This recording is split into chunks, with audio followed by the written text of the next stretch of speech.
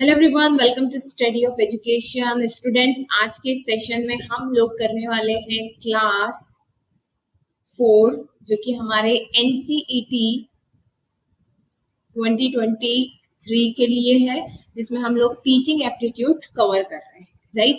तो teaching aptitude का आज हम कौन सा पार्ट कवर करने वाले हैं, जल्दी से देख लेते हैं।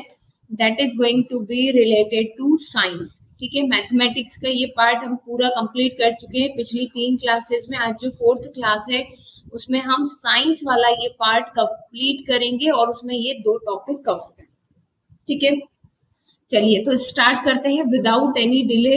हमेशा से आपकी जो प्रॉब्लम रहती है हिंदी इंग्लिश वाली, तो देखिए मैं आपको बार बार कह चुकी हूँ कि एक्सप्लेनेशन हम हिंदी में रखेंगे और नोट्स हम शेयर करेंगे इंग्लिश वाले, राइट। अगर आप हिंदी इंग्लिश दोनों के नोट्स चाहते हैं तो हमारी ऐप पर एक कोर्स अवेलेबल है जिसमें हिंदी इंग्लिश दोनों के पीडीएफ अवेलेबल है। आप वहां से अपने नोट्स कलेक्ट कर सकते हैं। साथ ही उसमें आप कुछ टेस्ट सीरीज भी ऐड कर दी गई हैं जो आपकी जर्नल टेस्ट और लैंग्वेज टेस्ट से रिलेटेड है। ओके, तो ये इंफॉर्मेशन रही। अब बात करते हैं अपने फर्स्ट टॉपिक की। सबसे पहले बात करेंगे इसकी based on observation of natural phenomena, right. तो देखिए साइंस जो है हमारा, ये हिंदी के भी नोट्स हैं, मैं कोशिश करूंगी कि हिंदी को भी थोड़ा थोड़ा इंक्लूड करते चलूं। साइंस जो होता है, right, it's based on observation of natural phenomena. क्या मतलब है? साइंस, जितना भी साइंस हमने अभी तक पढ़ा है, या हमारे आसपास जितनी भी नेचुरल चीजें हो रही हैं उनका अवलोकन करके, उनका ऑब्जर्वेशन करके ही हमें साइंस से समझ में आया है ना। यही लिखा है, विज्ञान प्राकृतिक घटनाओं के अवलोकन पर आधारित है। जितना भी विज्ञान आपको पता है, जितना भी साइंस आप जानते हैं, वो सब ऑब्जर्वेशन, अवलोकन से आया है। ठीक है, अब ऑब्जर्वेशन सीधे ऐसा ही वन स्टेप मेथड नहीं है। जब भी हम ऑब्जर्व करके कोई भी चीज सीखते हैं, मैं इंग्लिश के ही नोट सामने रखूंगी, ठीक है। जब भी हम जब भी हम ऑब्जर्व करके कोई भी चीज समझते हैं, that actually comes into the scientific method. ठीक है, तो साइंस को समझने की और साइंस के जो कोर कॉन्सेप्ट होते हैं वो हमें कैसे पता पड़े, वो हमें पता पड़े साइंटिफिक मेथड, मतलब कि हिंदी में जिसे कहते हैं वैज्ञानिक वैज्ञानिक पद्धति। मेथड मतलब कि पद्धति। ठीक है, लिख लीजिएगा वहां पर हिंदी मीडियम वाले, साथ में मेरे साथ शॉर्ट नोट्स बनाते चलिएगा। अब ये वैज्ञानिक पद्धति क्या कहती है कि हम चीजों को कैसे समझते हैं। फॉर एग्जाम्पल, अगर हम ग्रेविटी की बात करें, तो अगर ग्रेविटी के बारे में पता चला हमें, ठीक है, तो कैसे पता चला? सबसे पहले पर्सन ने क्या किया होगा? ऑब्जर्वेशन किया होगा। ठीक, ऑब्जर्वेशन क्या होता है, राइट। तो अगर हम ग्रेविटी का एग्जाम्पल ले रहे हैं, तो न्यूटन ने सबसे पहले क्या किया? ऑब्जर्व किया कि ये जितने भी एप्पल हैं ये नीचे की तरफ ही क्यों गिर रहे हैं, राइट। ऑब्जर्वेशन मतलब कि अवलोकन, हिंदी में क्या कहते हैं? हम इसे अवलोकन कहते हैं। ओके, तो by observing world around them, अपने आसपास के वर्ल्ड को देख करके, डाटा गैदर करके हम इस नतीजे पर पहुंचते हैं कि हाँ, ये जो चीज है ये बार बार हो रही है, राइट। ये हमने अवलोकन किया। अब अपने आप से एक क्वेश्चन पूछते हैं कि ऐसा ही क्यों हो रहा है, right. Why what we have seen, why this happening again and again? For example, they might wonder why a certain species of bird migrate at a particular time of year, है ना। जैसे हम एप्पल का example ले रहे हैं कि भाई ये एप्पल बार बार नीचे ही क्यों गिर रहा है, क्या रीजन है? ये हमने अपने आप से क्वेश्चन पूछा उस ऑब्जर्वेशन, अवलोकन के बाद। तो फर्स्ट स्टेप साइंटिफिक मेथड की ऑब्जर्वेशन, सेकंड हो गई क्वेश्चनिंग, अपने आप से प्रश्न पूछा हमने। ऐसा अलग अलग, हम माइग्रेशन का कॉन्सेप्ट हम पढ़ा था ना 8th में हमने, तो हम देखते थे कि एक पर्टिकुलर स्पीशीज थी बर्ड की जो माइग्रेट, साइबेरियन क्रैंस जिनको कहते हैं, वो माइग्रेट होकर के राजस्थान के कुछ एरियाज में पहुंचती है। क्यों पहुंचती है? अब फिर हम उस पर परिकल्पना, मतलब कि हाइपोथेसिस बनाते हैं। ठीक है, हाइपोथेसिस क्या है? एक एजुकेटेड गेस है ना, एक अच्छा गेस करना कि अच्छा ये रीजन हो सकता है, ये कोई ऐसा कुछ तो भी रीजन नहीं होगा, कुछ तो भी गैस नहीं होना चाहिए, मतलब लगना चाहिए कि हाँ एक रिलेशन बने कि ऐसा इसलिए हो रहा होगा। तो हाइपोथेसिस क्या है, गैस है कि अच्छा ये प्रॉब्लम हो सकती है, ये कारण हो सकता है, इसलिए ये ऐसा हो रहा है, या एप्पल कुछ पर्टिकुलर कारण से यहाँ नीचे की तरफ गिर रहा है। ठीक है, तो किसी क्वेश्चन का जो सबसे एजुकेटेड आंसर या जो गैस होता है साइंटिफिक क्वेश्चन का, वही क्या है, हाइपोथेसिस है। ये इंपॉर्टेंट क्वेश्चन है। ठीक है, what is hypothesis? It's an educated guess और answer to a scientific question. कौन सा क्वेश्चन? जो सेकंड स्टेप में हमने अपने आप से पूछा था। For example, hypothesis might be that these bird migrate when they do because of change in food availability. हो सकता है बर्ड इसलिए आ रहे हो कि उनका फूड वहां अवेलेबल ना हो, ये एक एग्जाम्पल हो सकता है। ठीक है, अगर हम बर्ड वाला एग्जाम्पल लेकर के चले। फोर्थ है हमारा यहाँ पर experiment to test the hypothesis. अब हमने ये हाइपोथेसिस तो बना ली कि हाँ वहां फूड खत्म हो गया होगा, बट इसको टेस्ट कैसे करेंगे? विदाउट एक्सपेरिमेंट कोई भी साइंटिफिक चीज प्रूव नहीं की जा सकती। ठीक है, तो to test the hypothesis the scientist would conduct an experiment. This could involve taking bird migration pattern, food availability over several years to see if two are correlated और नॉट। तो हम सालों साल, कम से कम 5 साल तो हम ये स्टडी करेंगे ही कि ये बर्ड जब माइग्रेट करते हैं तब क्या वाकई में फूड अवेलेबिलिटी कम हो जाती है। अगर 5 से 10 साल तक ये पैटर्न चलता रह रहा है कि फूड कम है इसलिए बर्ड माइग्रेट कर रहे हैं, फूड कम है इसलिए बर्ड माइग्रेट कर रहे हैं, इट मीन्स दैट दोनों में रिलेशन है और वाकई में फूड की अवेलेबिलिटी कम होने के कारण बर्ड माइग्रेट कर रहे हैं। ये हमारा क्या हो गया? एक्सपेरिमेंट हो गया। ठीक है, राइट। देखिए हिंदी वाले, परिकल्पना, प्रयोग। ठीक है, अब हमने जो प्रयोग करा था उसका एनालिसिस भी करना होगा। After conducting experiment, scientific method का फिफ्थ स्टेप क्या? Analysis. The scientist would analyze the result. If the data show a strong correlation between food availability and bird migration, this would support the hypothesis. और जितना भी हमारा data था, जितने भी साल हमने एक्सपेरिमेंट करा, उसको हम एनालाइज करते हैं।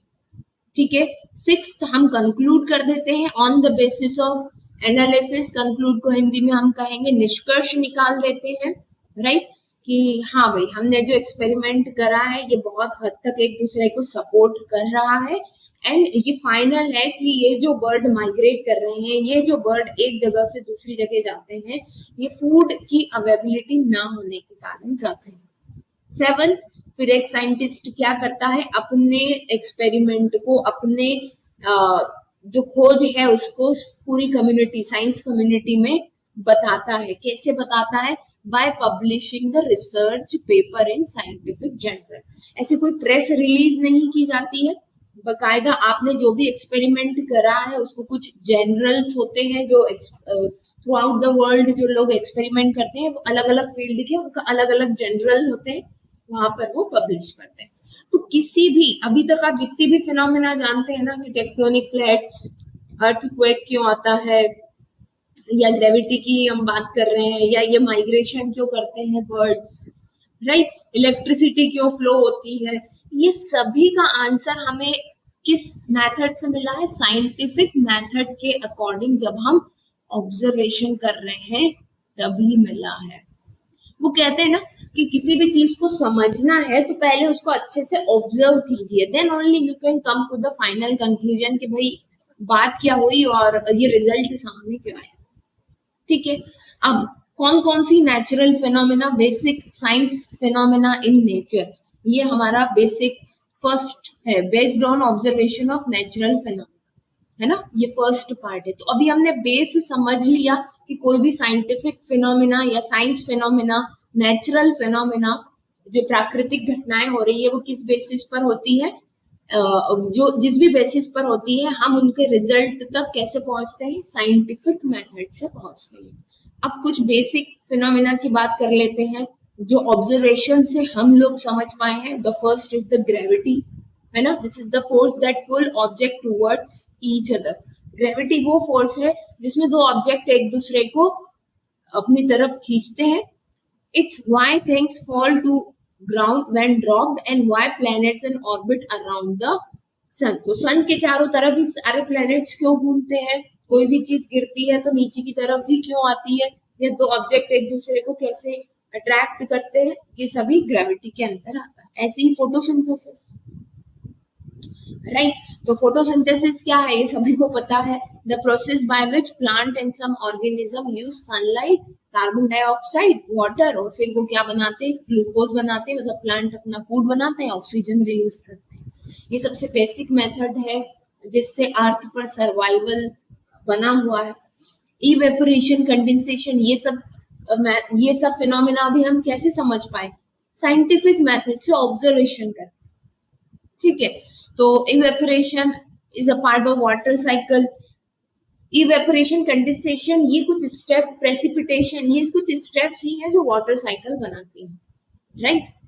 तो ये एक मेथड है. मैग्नेटिज्म, जहां पर कुछ ऐसे ऑब्जेक्ट हैं जो आयरन मेटल्स या आयरन और आयरन से बनी मेटल्स को अट्रैक्ट करते हैं एक दूसरे की तरफ. ठीक है, that is magnetism. Okay, then plate tectonics. This explains the feature and movement of Earth surface in present and the past. It is a theory that outer shell of the Earth is divided into several plates that glide over the mantle. So crust, core, mantle, ये जो layers होती हैं अर्थ की, अर्थ का जो layer by layer structure है, कैसे tectonic plates move करती हैं, ये आता है किसमें? प्लेट टेक्टोनिक्स कॉन्सेप्ट के अंदर आता है. That also comes as a, जब ये मूवमेंट सही नहीं होगा, that will result as a earthquake. ठीक है. तो बस इसमें हमें बेसिक जानकारी रखनी है, बहुत डिटेल में हमें नहीं पढ़ना है कि मैग्नेटिज्म क्या है. वो सारी नॉलेज तो आपकी साइंस का जो टॉपिक है ना उसमें कवर होगी, जो सिलेबस के अकॉर्डिंग है. ये सब आपको बहुत डिटेल में नहीं पढ़ना है. ठीक है. सीजनल चेंजेस, सीजन कैसे चेंज होते हैं ये भी हमें ऑब्जर्वेशन से ही पता पड़ा है. फिर ऑब्जर्वेशन को हम फर्दर स्टेप पर लेकर के गए, क्वेश्चनिंग पर लेकर के गए, हाइपोथेसिस बनाई हमने, एक्सपेरिमेंट करा, वही scientific method, right.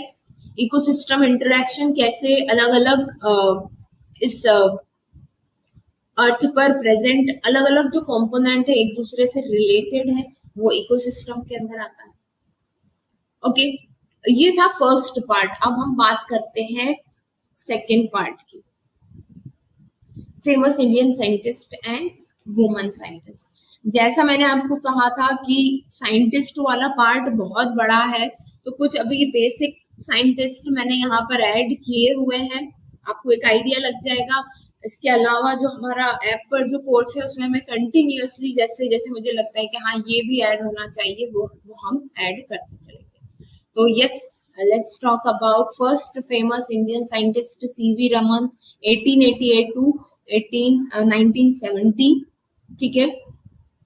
Indian physicist known for his work in the field of light scattering. तो इनका काम किसमें था? लाइट स्कैटरिंग में था. He discovered that when light transfers a transparent material, some of the deflected light change in wavelength. Hindi वालों को भी मैं बता देती हूँ, जस्ट अ सेकेंड. चलिए,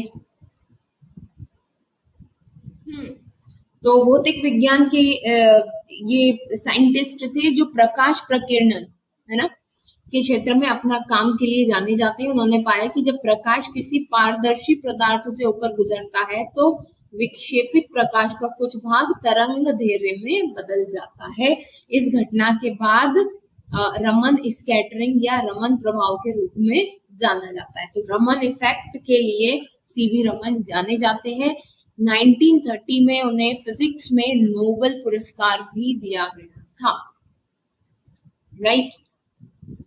ओके, फिर बात करते हैं जगदीश चंद्र बोस की. So he was polymath, a physicist, biologist, botanist, archaeologist. अब आप देख पा रहे हैं वैरायटी ऑफ फील्ड में ये involve. He pioneered the investigation of radio and microwave optics. made significant contribution to plant science, laid the foundation of experimental science in the Indian subcontinent. ठीक है. Then फिर है होमी जे भाभा. होमी जे Bhabha was Indian nucleus physicist, founding director and professor of physics at Tata Institute of Fundamental Research. ठीक है. Known as the father of Indian nuclear program. अब ये बहुत important है. Father of Indian nuclear program, ये आपको याद रखना पड़ेगा. Then Bhabha was the founding director of two well-known research institutes named as Tata Institute of Fundamental Research and Trombay Atomic Energy Establishment, now named after. Okay. Then both sides were the cornerstone of Indian development of nuclear weapon. तो India में जो nuclear weapon बनते हैं उसका सबसे important और basic जो माना जाता है वो होमी जे भाभा ने जो काम किया है वो माना जाता है. और ये दो इंस्टीट्यूट स्टैब्लिश करने में इनका बहुत बड़ा रोल है. Father of Indian nuclear programme में कहा जाता है इसे मार्क कर. ठीक है, आगे बढ़ते हैं. नेक्स्ट है Vikram Sarabhai, known as the father of India's space program. Vikram Sarabhai was instrumental in setting up the several institutes in country, including Indian Space Research Organization. So yes, हमें पता है इसरो का establishment में इनके बहुत बड़े योगदान है. He is remembered as the man who helped develop nuclear power in India. फिर है Satyendra Nath Bose. Bose was an Indian mathematician and physicist specialized in theoretical physics. He is the best known for his work in quantum mechanics in early 1920. तो quantum mechanics से related है. इन्होंने collaborate किया था Albert Einstein के साथ. ये अच्छा हमने अपने पहले वाला जो पार्ट था उसमें भी पढ़ा है. एंड एक स्टेट ऑफ मैटर इन्होंने बताई थी जो कि है बोस आइंस्टाइन कंडेंसेट, राइट. तो इसके लिए ये जान जाते हैं. और बोस आइंस्टाइन स्टैटिक्स, हालांकि इनको हमने डिटेल में डिस्कस किया है. अब टीचिंग एप्टीट्यूड का ये देखिए, इसका सेकंड पार्ट है. सेकंड पॉइंट का सेकंड पार्ट वुमेन साइंटिस्ट. अब वुमेन साइंटिस्ट में असीमा चटर्जी सबसे पहले, ठीक है, 2006 तक. असीमा Chatterjee was an Indian organic chemist noted for his work in the field of organic chemistry and polymedicine. Her notable work includes research on vinca alkaloid and the development of anti-epileptic and anti-malarial drugs. Okay. She also authored a considerable volume of work on a medicinal plant in Indian subcontinent. So medicinal plant, वो plant जिनका use as a medicine हम करते हैं, उस पर बहुत काम किया है इन्होंने. Then let's come to, just a second. Yes, Rajeshwari Chatterjee, 1922 to 2010. Then Rajeshwari Chatterjee was the first woman engineer from Karnataka. Okay. During her tenure at the Indian Institute of Science, Bangalore, she published numerous research papers on microwave engineering and engineering. She guided 20 PhD students and wrote several books. So Rajeshwari Chatterjee. Janki Amal was Indian botanist who conducted scientific research in cytogenetics and phylogeography. Her most notable work involved research on sugarcane और eggplant, मतलब brinjal पर इन्होंने काम किया है. She also took up the cause of protecting nature. Referral led to the preservation of Silent Valley National Park in Kerala. फिर है Aditi Pant, an Indian ओशियनोग्राफर. ठीक है, समुद्र, हिंदी वालों को मैं बता देती हूँ, नहीं तो थोड़ी सी दिक्कत हो सकती है. अदिति पंत भारतीय समुद्र वैज्ञानिक, समुद्र शास्त्र. ठीक है. She was the part of the third Indian expedition to Antarctica. So Antarctica में जाने वाली ये फर्स्ट इंडियन वुमेन थी. ठीक है. Her area of study include physiology of marine algae and she also contributed to the study of Indian ocean marine biosystem. Okay, फिर Anandibai Joshi, one of the first Indian female physician, and her life was very short life थी. She paved the way other women by providing that they could attend the college and earn a degree in medicine. She was the first woman from the erstwhile Bombay Presidency of India to study and graduate with a 2-year degree in Western medicine in United States. तो आप समझ सकते हैं कि first woman थी जिन्होंने Bombay presidency of India से study करी और ग्रेजुएट किया अपने आप को वेस्टर्न मेडिसिन। कल्पना चावला हम सभी लोग जानते हैं was an astronaut and engineer who was become the first woman of Indian origin। ये इंडियन ओरिजिन की फर्स्ट वुमन थी जो स्पेस शटल कोलंबिया में 1997 में जो स्पेस में गई थी, इंडियन ओरिजिन की। शी फर्स्ट फ्लू, सबसे पहले वो गई थी 1997 में। देन वहां पर उन्होंने एक रोबोटिक आर्म को ऑपरेट किया था। फिर 2003 में Chawla was one of the 7 crew members who died in the space shuttle Columbia disaster. सो वो जो डिजास्टर हुआ था, जो पूरा स्पेस शटल अर्थ तक पहुंचते पहुंचते पूरा बर्न आउट हो गया था, उसमें कल्पना चावला भी थी, राइट। तो ये था हमारा पार्ट यूनिट 3 का, राइट। अगर इसके अलावा भी और कुछ एडिशन होंगे so that will be in the course, okay. तो अगर आप चाहते हैं नोट्स लेना या फिर एक्स्ट्रा इंफॉर्मेशन, सो आप हमारा टीचिंग एप्टीट्यूड का कोर्स भी ज्वाइन कर सकते हैं। फिर जल्दी मिलते हैं एक नए वीडियो में, तब तक के लिए best of luck and bye.